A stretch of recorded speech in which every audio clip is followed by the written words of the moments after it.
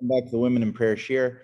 This is happens to be that this has been a very, very enjoyable class that we've been doing for me personally. I had never delved so deeply into the topic of tefillah before this class, and I was just talking to my wife about it, that it has been something that has been really beneficial to me and my davening. As well. I want to dedicate the shir in honor of my daughter Liba, who is receiving her siddur today. She has her siddur party in school. She's receiving her siddur. First grade, and. It's at 4:30 today. I'm not missing it. No. I'm not missing it.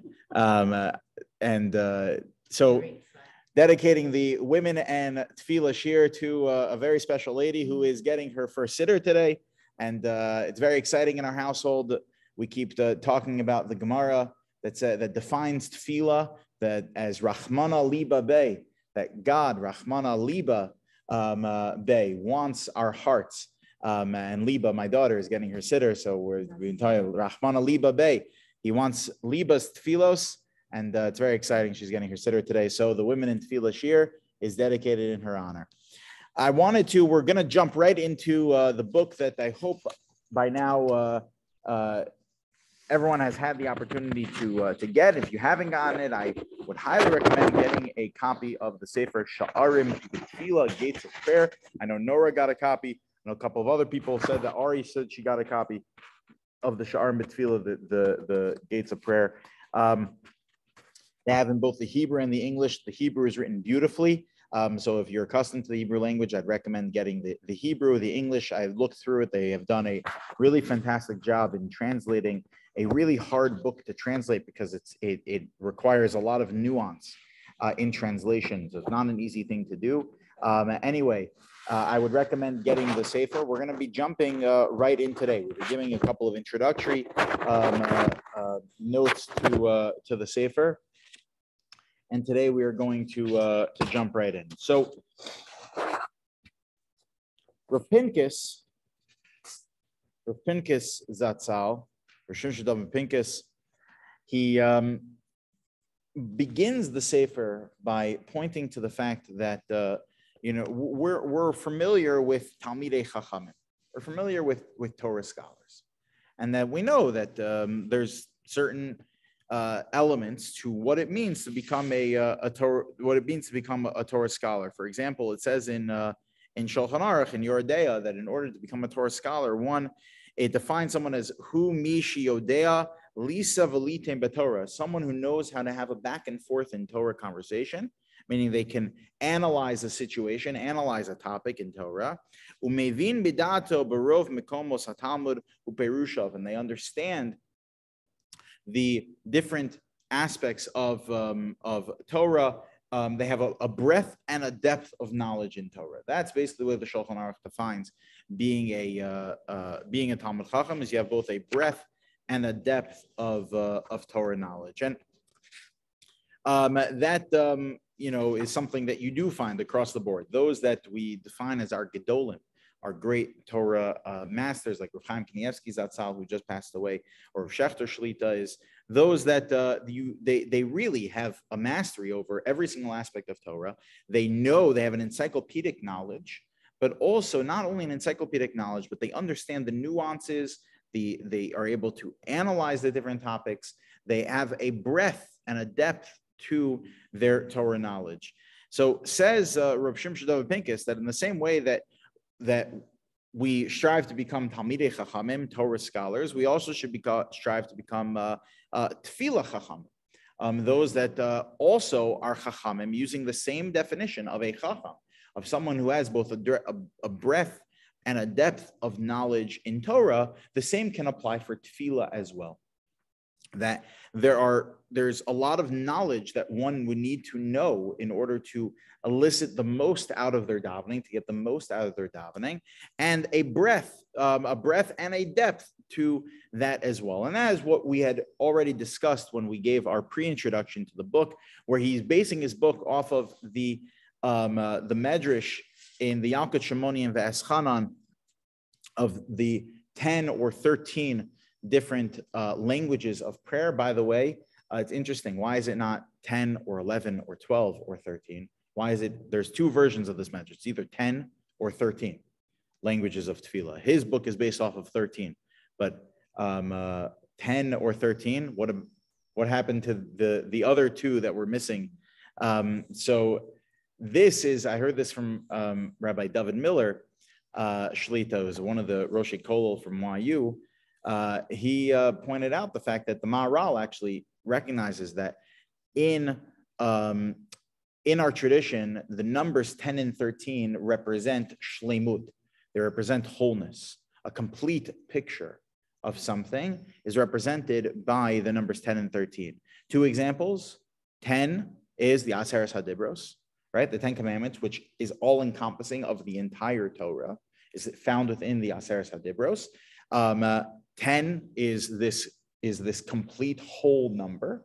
And 13 also. 13 are the 13 attributes of God. The Yud Gimel Midos Harachman, the 13 attributes of God's mercy, also have 13 languages. 10 and 13 in the writings of the Maharal, he points to the fact that they represent shleimut, a wholesomeness. Tefillah also, there is a wholesomeness in prayer as well, either with 10 different languages or 13 different languages, and that is what he's going to be getting to. We gave an example, just do a little bit of a refresher, a good example of being sensitive to these different aspects of prayer is two of the languages are Rina, which is like a little dance of connection to God, where you're connecting to God through, being upbeat and excited. It's like a praise that has a little bit of a dance to it, Arena. And then there's Bakasha, which is beseeching, requesting from God something. Now, when you are in the middle of reciting a prayer that has Rina associated with it, that it is more praise of God, versus Bakasha, which is a request of God. So those have two different, very, very different connotations. The way those tefillos look, the emotion behind those different types of tefillas are obviously very different. So therefore, when you are going through part of the liturgy of our tefillah that is supposed to elicit a rina, you shouldn't use the emotions of bakasha, of request. And the opposite as well. If you're going through a bakasha where you're supposed to be requesting something from God, using the emotion of rina, of song and dance, is not appropriate there either. A good example of this, just to help illustrate this and solidify this idea a little more, is praying for those that are sick. Now, we refer to God, part of our praise of God, when we're going through a rina praise, part of that is recognizing that God is the Rofei Cholim. He is the ultimate healer. The ultimate healer. And he's the ultimate healer that does not send you a check. There's no check from God. No bill from God, rather. He doesn't send you a bill. Well, he is the Rofei China. He heals without cost. God is the ultimate healer. The ultimate healer. In fact, the Chida points at the gematria of Shechina, the gematria of God's omnipresence, as the same numerical value, the same gematria for Shechina, which is 300. What is it? Shechina would be 385. Has the same gematria as Rofei Chinam. The same gematria, same numerical value as God is the healer without any without debt. The healer with that heals by his own kindness, without sending you a bill. So when we're praising God for being the ultimate healer, it doesn't make sense at that moment to start praying for those that need a refuah, those that needs to be healed. For example, when you are in the middle of your Shemona Esrei and you get to the part in your Shemona Esrei where you say that you refer to God as the Rofei Cholim Umatir Asurim, he is the healer those that are sick, and he releases those from their bondage, that we're praising God for these miracles he does.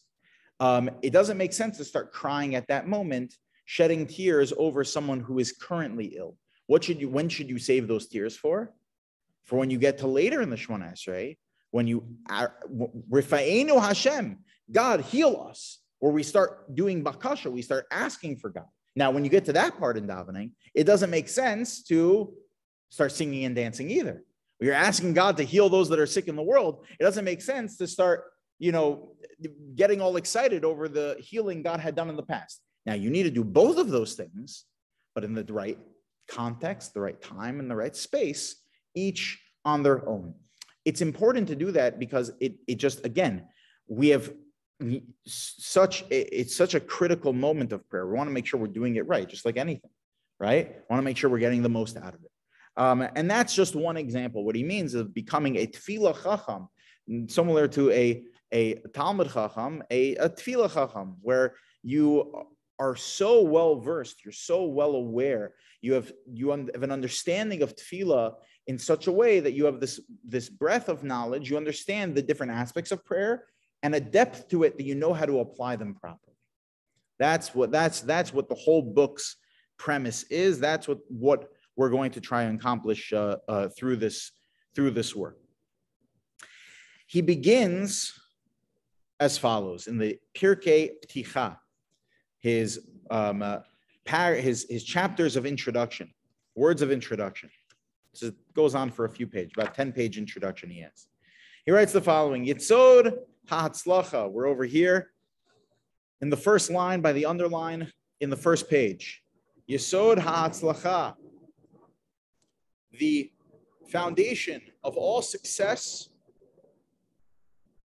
ve'amud ha'avoda, and the foundation, the pillar of service of God, huladat shatfila, is to recognize that prayer, himin hayisodot shehakol omed alehem, is from the foundations that everything else stands upon it. Now, what is he referencing here?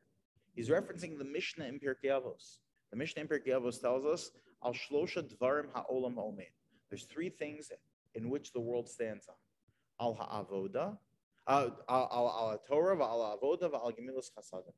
The world stands on three things. It stands upon engagement in Torah study, which, by the way, the Zohar, and at least the way Rabbi Volozhiner understands the Zohar, is that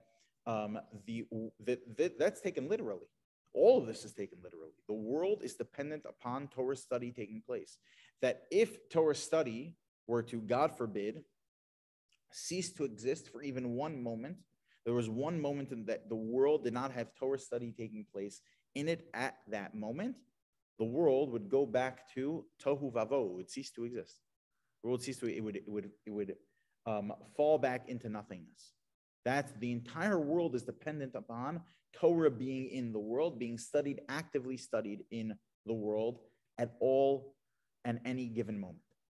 That's number one. In fact, Reb Chaim Volozhiner, he writes that in Nefesh HaChaim, but that's also what he based his one of the bases of his yeshiva, Yeshivas Eitz Chaim of Volozhin, perhaps the greatest and most influential of all yeshivas in the modern day. It was established in the year 1801, and then it was unfortunately shut down in the year 1892 due to regulations that were established by actually self-hating Jews that were working in the Russian government to force the yeshiva to shut down, essentially because of the Department of Education of Russia was forcing the yeshiva to introduce secular studies, which they did introduce secular studies because they had to. But to the point that all of the regulations, they put a curfew and they introduced all the secular studies to the point that it only allowed the yeshiva to have Torah learning for about an hour and a half a day, which is totally against what the yeshiva stood for. It was supposed to, which I was about to get to. Reb Chaim Volozhiner wanted that his yeshiva should keep the world turning, should keep the world moving. That there was 24 hours a day, 7 days a week, Torah learning taking place in the Volozhin yeshiva, no matter what.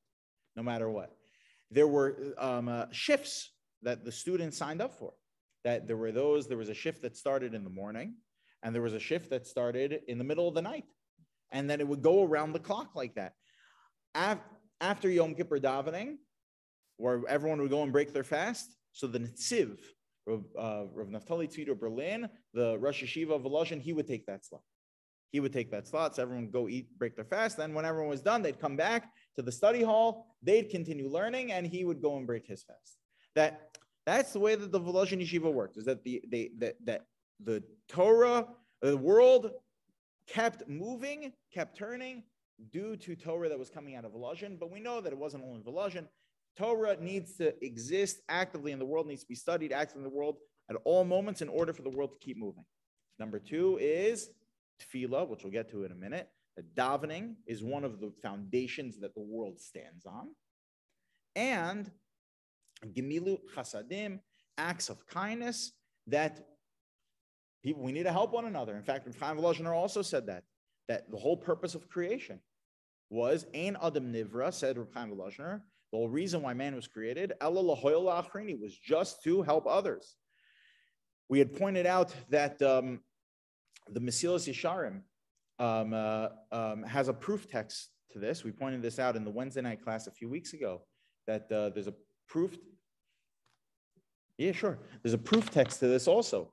Olam Chesed Yibana, that God created the world based off of kindness, based off of Chesed, in order to provide for others. And we are supposed to follow the model of God of Halachta B'drachav, as the Torah tells us. We need to follow in the ways of God by performing acts of kindnesses for others. In fact, the Song of the Sea, we're going to celebrate the anniversary of Kriyas Yamsuf, of the splitting of the sea that was done miraculously to save the Jewish people. That we say, and we're going to celebrate the anniversary of that in just less than a month from now, the 7th day of Pesach, that we say, Zeh Keli ve'anvehu. Part of the praise is, this is my God, ve'anvehu, and I will glorify him. How do we glorify God? So the Onkelos says, ve'anvehu means that we are supposed to evne bayis. We're supposed to build a home for him, meaning to build the Beis Hamikdash. That's the way to glorify God. Then there's 2 other opinions found in the Gemara. One opinion comes from the Gemara that says that Zekeli v'anvehu hisna elefanav b'mitzvos. You're supposed to glorify God by beautifying the mitzvot that we do. And number 3 is Abba Shaul. Abba Shaul says, how do you glorify God? Mimic him. Have domelo. That's what the word v'anvehu means. Have domelo. Be similar to him. That's our job in this world, is to be a gomel chesed, one of the foundations of the world. So Torah study, tefillah, prayer, and helping others. These are the 3 pillars that the world stands on. Says Rav Pinkus that our success in life and the foundation of service of God is understanding that, yes, starting place is tefillah is part of what keeps the world moving. Part of the foundation of the world. Part of the foundation of the world. And then he continues. Kemoshe limad haTorah, just like study of Torah, hu amud ha'olam is a foundation of the world. Shakol amud alav, that the life stands upon it. Kamo ken hatfila, so too prayer. He amud binyan ha'adam va'olam is part of the foundation of man and the world. The aver sha'aneshama tuliyabo, it is a limb that is the life limb, is the life source of our soul. The life source of our soul is prayer. And I'll just, we'll point out that when it comes to tefillah, I think, and that's part of why he's opening the sefer like this. It's something that's difficult to wrap our heads around as to why it is that it's so fundamental. Why? Because when it comes to prayer, it's so central to the Jewish existence, knowing that we need to have Torah learning going on in order for the world to keep moving. I think that's something that Jews inherently understand, that That's God speaking to us, God giving us a moral guide for the world, an ethical guide for the world. It needs to be studied in order for the world to come to its culmination. It needs to. There's no other option. Remember, there's so many, there's endless amount of examples of this found in the writings of our rabbis. For example, probably most famously is Talmud Torah Keneged Kulam, that Torah study is tantamount to all of the mitzvot. It's tantamount to all the mitzvahs Torah study. And I think acts of kindness also is something that the human mind can easily wrap their head around, of the necessity or the fundamental foundation in which the world can lay upon as acts of kindness for others. We need to help each other. That's something that is so inherently understandable. Tefillah, prayer, I think less so. And I think that's what Rav Pinkus's point is. What he's saying is that step one is recognizing just how essential this is. And we'll get to a Maharal. I was hopeful we were going to get to it today, but perhaps not. So we'll save these packets. I'll save this PDF. We'll pick up with that Maharal probably next time. But that's something that we need to, that the Maharal does talk a lot about, of that. This what makes it so fundamental, and foundational. He continues and he says, in the next paragraph, Amru Chazal, he quotes a Gemara in Masechta Nida that really highlights the necessity of prayer. What should a person do in order for them to become wise?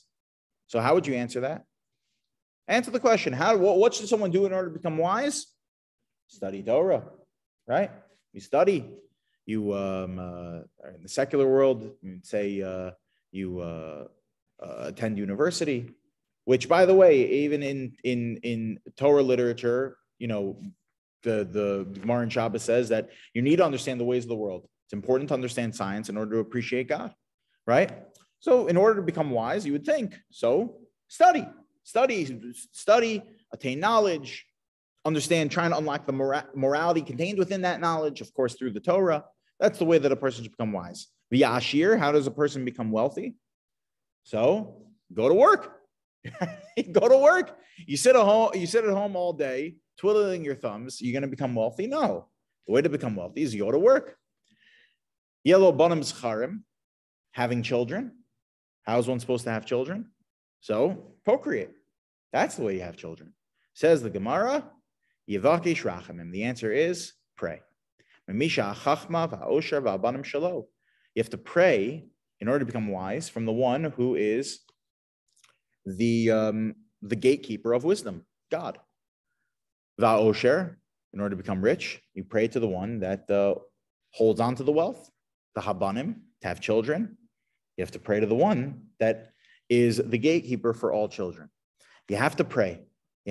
Now, the Gemara is pointing out something that is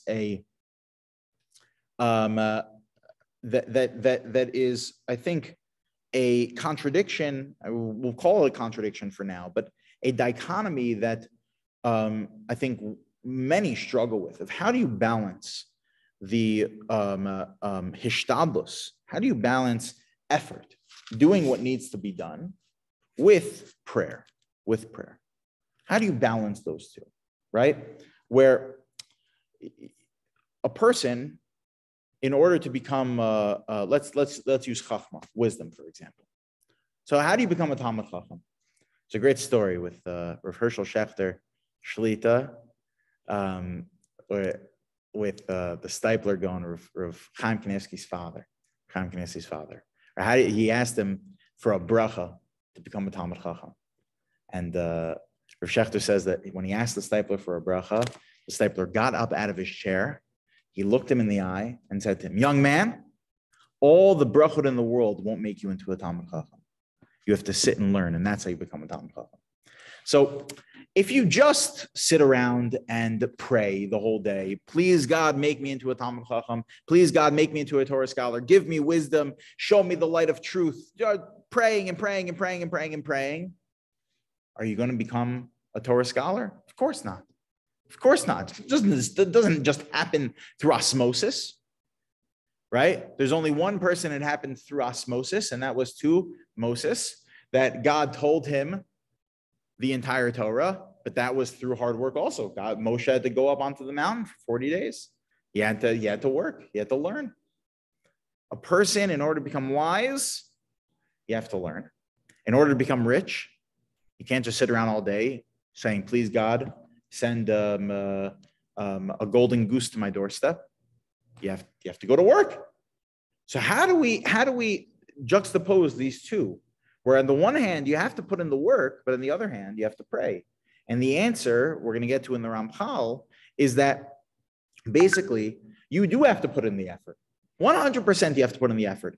The Gemara says, how do you become wise? How do you become rich? How do you have children?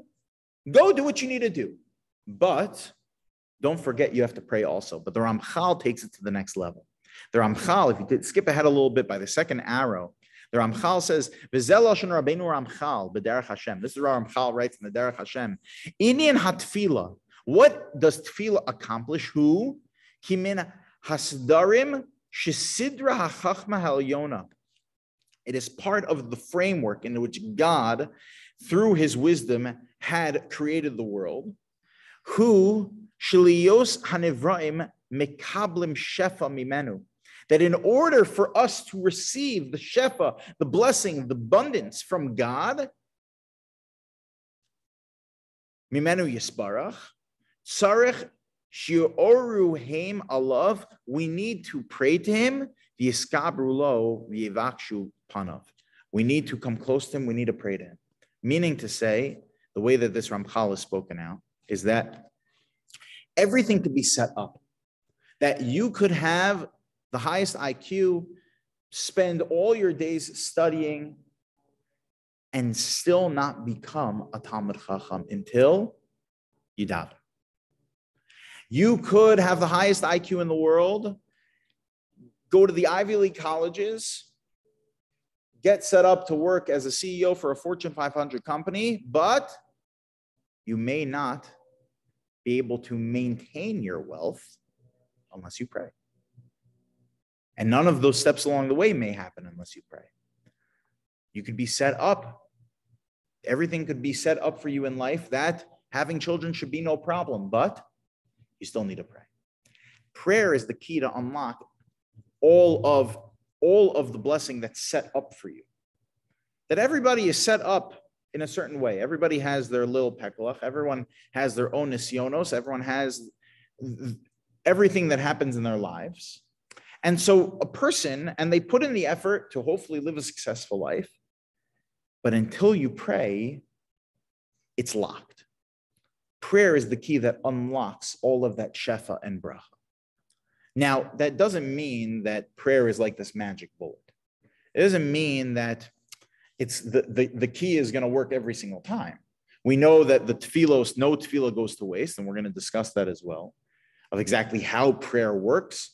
Right? If you're not supposed to have something, then why would God give it to you? That's something that we're going to have to analyze, which is how prayer works. But this, at least illustration the Ramchal is giving us, is that it may not always go exactly the way you want it to go, but in order for something to go the way you want it to go, in order for any shefa, for any blessing to come into the world, tefillah is the key to unlock it. Tefillah is the key to unlock it. That's this point from the Ramchal.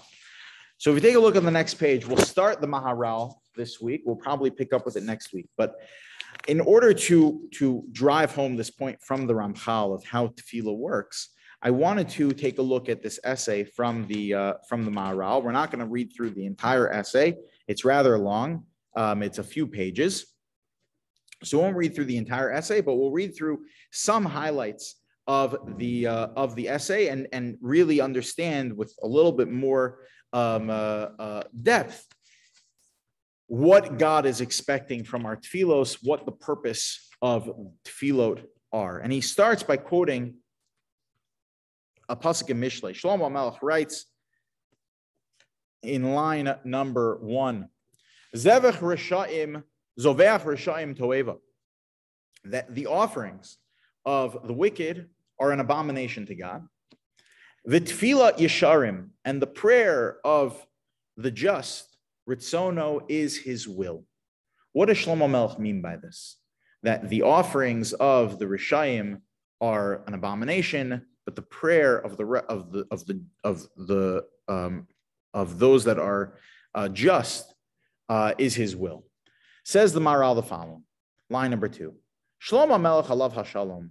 Shlomo Melech ba lomar, line number 3, is coming to tell me al ha'avoda shehu el Hashem yisparach. He's coming to help us define what service of God, what the purpose of service of God is.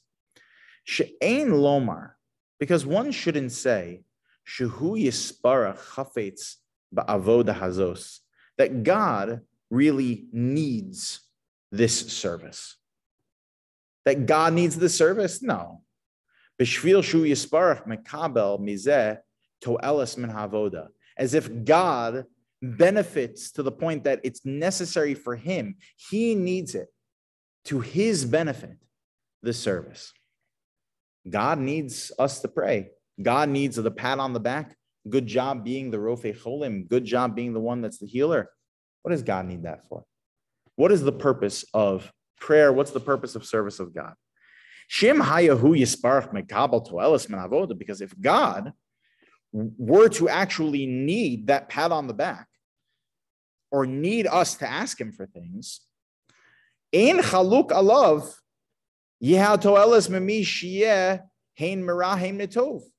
then it wouldn't make any sense that God would allow it to go one way or another. Meaning, how would God allow for any negativity if God controls everything? So then he wouldn't, and he needs us to pray in order for good things. He needs our prayer. He needs our service to him. It doesn't make any sense, because if God needed anything, he would just fill in the blanks, right? He would just fill in the blanks if he needed anything. So it doesn't make any sense. That's one. But when it comes to God, line number 8, that's not the way it works. Line number 9, because Shlomo Melech is telling us that the offerings of the wicked are an abomination. So what does that mean? Line number 9 by the underline, rather, service of God is not for the purpose of Hashem Yisparach, for the purpose of God, but rather it's for our sake. It's for our sake, prayer. Service of God is for us. Line number 11. And therefore, since it is for our benefit, therefore the service of a wicked person is an abomination, meaning that it's meaningless. It's meaningless. If a person is a jerk and they're a thief and they are a cheater, such a person, then they're going to go along and they think that everything's just going to be solved with them bringing a carbon to Hashem, bringing an offering to God, saying a moda'ani is just going to solve everything. It's not the way it works. If you think that, then such a person is a rasha, and their offering, their service is something that is an abomination. God is not looking to just make the rasha feel better. Rather, line 13, Tfilas Yesharim Ritzono, the prayer of those that are just, that those that have integrity, are Ritzono, are his will. Ki hatfila hi gam kain avodas Hashem Yisbarach v'hi Ritzono, because prayer is part of service of God and his will, making that relationship with him. Line 15, and perhaps one would ask, that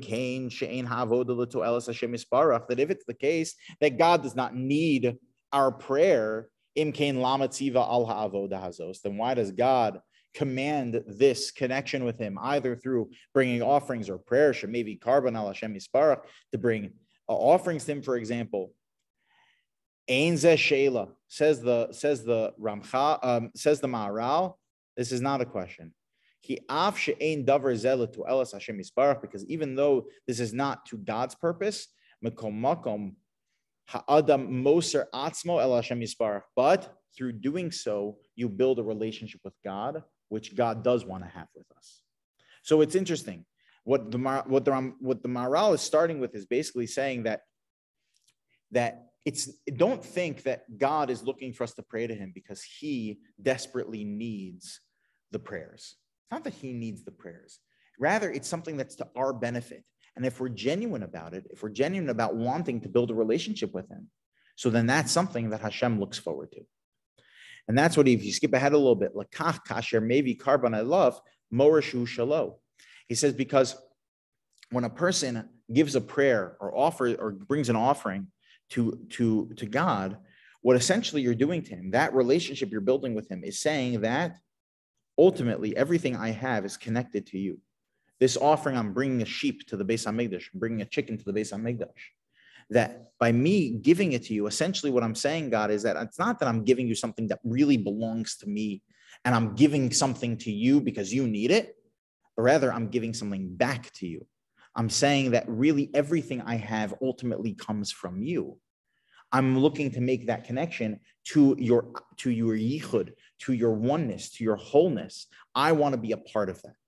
I want to be a part of that. Versus a Russia that says, listen, I can cheat on my taxes, but then daven and everything's going to be better. That's an abomination because the two don't jive. The two can't connect. You can't, on the one hand, commit tax fraud, and then on the other hand, think that it's all just going to be solved by praying. No. God is looking to have a relationship with us. The way that relationship is going to happen is by connecting to his ethics and morality, to the Torah, to his oneness, to his yichud. And the way to do that, one of the ways to do that is through prayer, essentially saying to God, I want to be a part of that. Skip ahead a little bit. It becomes clear as we go through it. Skip ahead to the last hour on the page, line 34. Kikasher makrivan alav karban, because when one brings an offering to God or a tefillah, morezeh is acknowledging this. Ki hakol shalo, that everything is his. V'ka'asher hakol hu shalo, and that when we recognize that everything is God, that everything belongs to him and part of his wholeness, imkain ein zulato, therefore we come to the recognition there's nothing but him, v'hu yisparach echad, and he is one God. It's the ultimate recognition and commitment to God is by recognizing that, coming to that ultimate recognition. Skip ahead to the next page.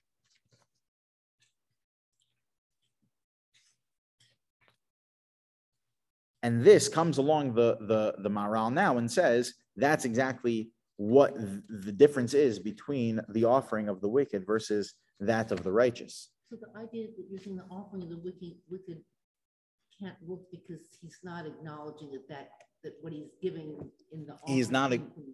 He's not acknowledging God's oneness. Came from God, or? It's that he's not recognizing God's oneness. You can't have it. You can't have your cake and eat it too, basically. You can't say, you know what, I'm only going to pick out the parts of God that I like, and the things that don't work with me, that don't work for me, so then that's my business, right? When I connect with God, I'll connect with God, but then I'll also do my own thing on the side. No. Connecting to God is the recognition that ultimately everything comes from God. So therefore, you can't, come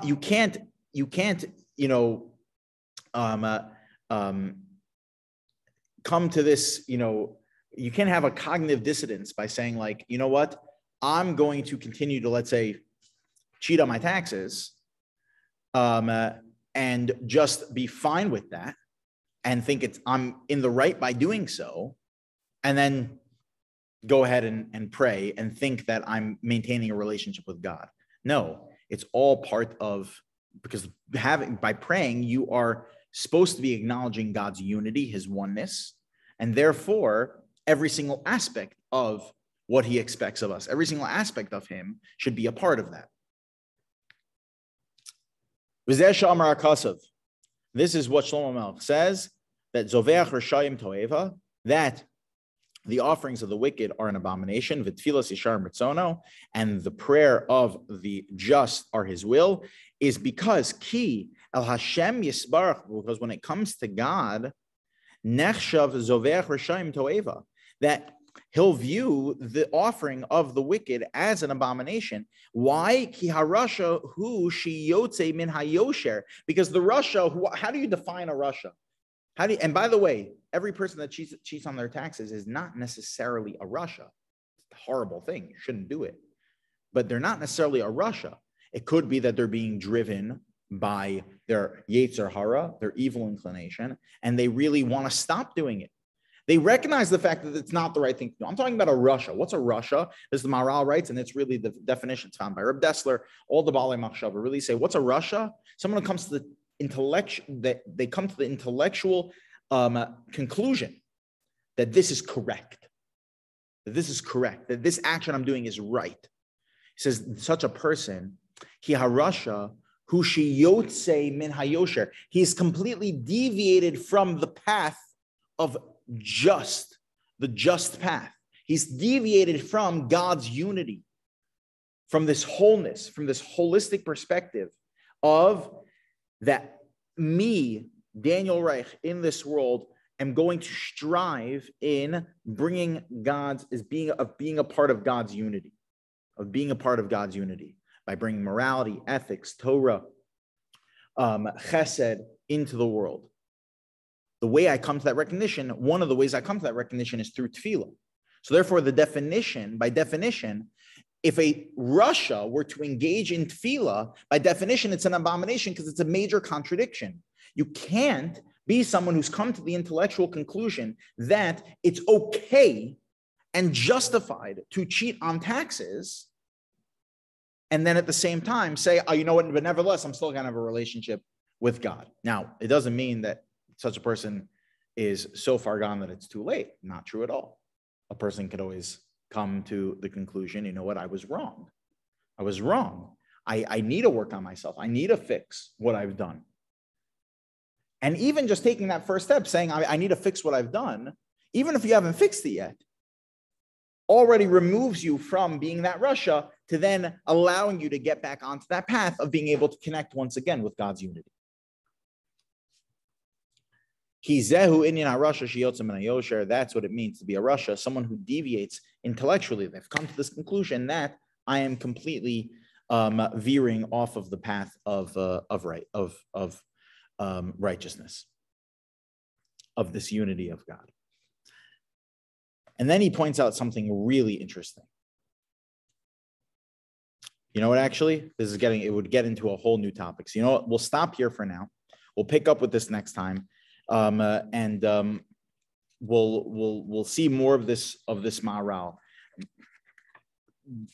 getting down further to the point of understanding how tefillah works, in that his major thesis he's presenting to us is that the way that davening works, the way that tefillah works, is that a person wants to connect, is acknowledging when they pray the unity of God.